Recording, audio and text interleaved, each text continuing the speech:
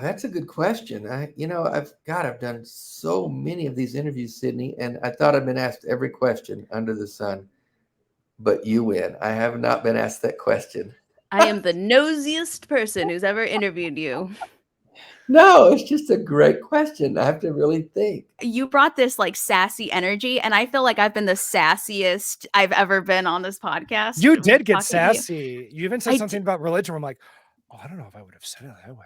Yes, the sass. I don't know what happened. It just like it came out of me like that scene in Alien where the alien's like that's what happens. If you have religious trauma, I guarantee you're hilarious. Like that's how that works. Like that's just no. I don't have any religious. Well, actually, wait, I do. I was gonna say you're here. Wait. Now that I think about it, I think that's a really good question because what I found was, and I really understood this after I left, that with religions like Islam, and I would say it's true to pretty much any major organized religion, is there's the good stuff and then there's the bad stuff. Sarah, from Growing Up Fundie with a Y, thank you for being a guest on Growing Up Fundie with an IE. How are you doing this evening? Thanks for having me. I'm good. Also, by the way, I love that your first intro into this was, I don't know that I'm qualified to be here. And like 7 minutes in, you're already one of like the most qualified people to be a guest on the show. Look, and I just say, this is just bananas. I would get up and I would read the 23rd Psalm, because wow. I knew I would not mess it up. I'd memorized that thing. Do you still have it memorized? The Lord is my shepherd, I shall not want. He maketh me to lie down. I can't say it all in order anymore, I don't think. Something about greener pastures or something like that. And still waters and yeah. a bunch of bullshit. Unfortunately, so many people in religion do reject that because they see it as kind of, a threat to what they believe. And I totally disagree. I think, what I found shows an amazing creativity and amazing intellect. People call me Captain Christian. I was pretty extreme to my beliefs. So like anything below that was like I'd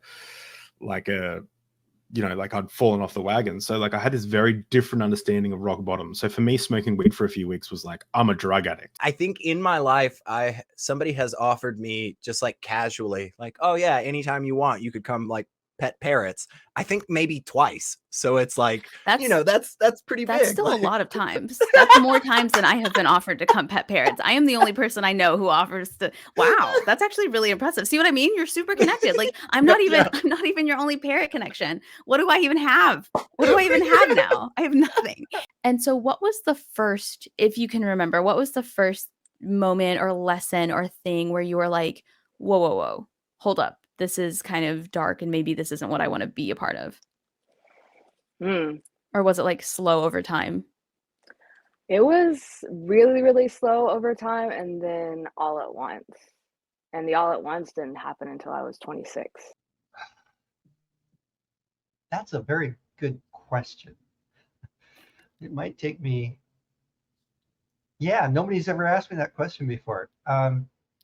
I have to think about that. I was quite young. I would say like kindergarten, first grade.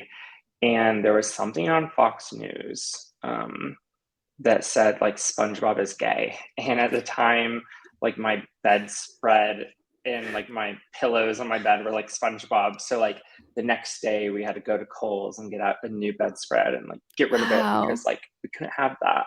And all you know is that for whatever reason you cannot get that ice cream out of your mind. It never even occurs to you that you should have gone to bed 3 hours earlier the night before. That is a fabulous example, and I'm going to borrow.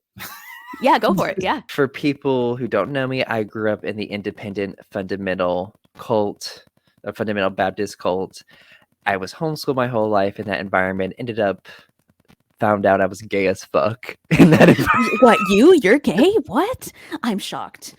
He got kicked out of our church. Oh, good. Of course. Okay. Because he was in Texas in the pen. And when he come back, our church made this big song and dance about reconciliation and forgiveness. And I remember my mother being horrified. She was like a teacher. What I suggest about cults is that something similar is probably going on with the personality types involved in the cult phenomenon. Being a narcissistic, domineering, kind of insecure, and yet projecting confidence. And all of these traits that go with being a cult leader, those don't do you any good if everybody else has the same traits. Right. Nobody's going to be interested in following you if everybody else is just, a selfish leader type. I'm not really qualified to answer what they believe about the rapture, but they don't have the sort of left behind stuff. I think that the rapture would be seen as like a far off event, not something that's going to happen this year. There's no Kirk Cameron Orthodox movie out there. You are not obligated to pick a team. Oh, interesting. Like, you can just be you for a while. Maybe you never pick a team. Maybe you take your time to figure it out. They believe, but then it's kind of like, I don't think they do, but they say they do based on tradition. Like my grandma, if you know any okay, I'm going to say Mediterranean. My grandma just looks insanely Mediterranean. Like I must have some immigrant background in Ireland, but if you've seen like these old like Italian grandmas, that's my grandma. She's like saintly religious, like so crazy religious. Wow. So I think that's just played off my mum, where when I actually challenge her about stuff, she is kind of like, she doesn't really agree with a lot of stuff, but it's kind of like, I still believe in it. I think a lot of people fundamentally, even if they don't take it seriously, they just want to believe in life after death. Yeah. I didn't have to come out as atheist. Most people I know, they wouldn't be like an ideological atheist, but most people I know don't care about religion, don't go to church. Like I went to Catholic school, and I'd say like 95% of people would like, you're seen as weird if you go to church still. If you were writing something about God on your Facebook or Twitter, like this happened when we went to uni, because we were friends with this like Protestant girl, and she kept talking about God. And I was like, this is so strange. And she didn't go to religious school. And I was like, we literally got raised in 2 religious schools, and none of us care about it. That's wild. It is very, I think like in my brain, I thought, well, the Bible is literal, right? And the Bible never mentions dinosaurs, so dinosaurs aren't real. So I would have conversations with my friends in grade school about arguing with them why dinosaurs can't be real because they're not in the Bible. But at one point, they held an intervention for me. So they had some people who were like, you're just, you're not doing the things you should be doing what you should do. And some people who I thought were friends, and they're like, oh, we're going to go. And then there's guys that we're going out to eat. And I end up at the pastor's house, and they're having this intervention. And he says, do you know what your problems are about? Just so we get context, you can lower the screen now. Sorry. I've been thinking about law school for a little over a year at that point, ever since I was jury foreman on a murder trial. And that's wild. They basically convinced me. They were like, at least go take the LSAT and then just see. And so I went home. I think it was like a Tuesday or Wednesday. The LSAT was that Saturday. So I went to Barnes & Noble and took a practice test, took the LSAT, and then started applying for law schools. This is unhinged.